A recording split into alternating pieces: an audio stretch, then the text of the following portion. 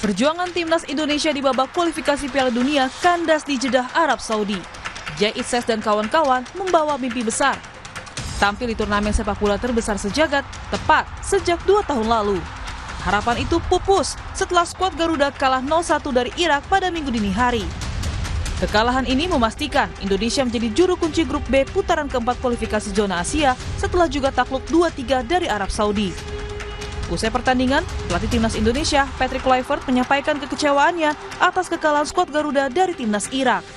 Kluivert mengatakan, skuad Garuda tampil jauh lebih baik saat menghadapi timnas Irak. We performed fantastic today. I'm really proud of my players who showed their heart, their courage.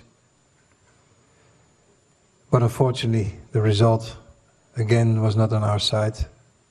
While you create chances, you play very good football, and one action, you lose the game. So we're very devastated. Again, proud of the players.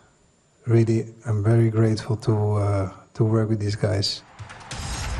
Meski gagal ke Piala Dunia, Kapten Jay Itzes mengaku bangga dengan perjuangan rekan-rekannya.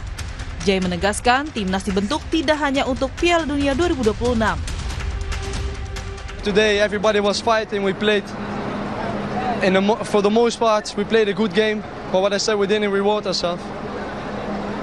But this team is not only for now, you know, this is for the future.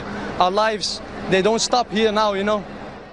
And I think what we saw here now, not only today, but this whole qualification round, is that we can learn a lot of things, and I think this was a really good experience for us. And we can take a lot of things from this experience and try to develop and try to qualify for the next World Cup. Manajer Timnas Indonesia Sumarji menilai pelatih timnas harus dievaluasi usai timnas gagal ke Piala Dunia.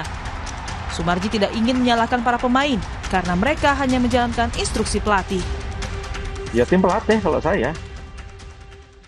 Pemain kan hanya menjalankan instruksi pelatih. Strategi apa yang disampaikan, yang harus dijalankan oleh pemain itu kan dari pelatih.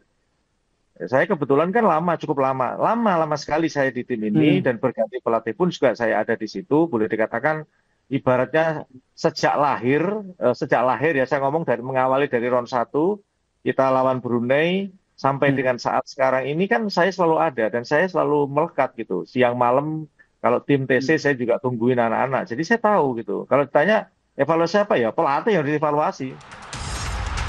Menteri Sekretaris Negara Prasetyo Hadi mengatakan akan ada evaluasi setelah tim nasional Indonesia gagal lolos ke Piala Dunia 2026.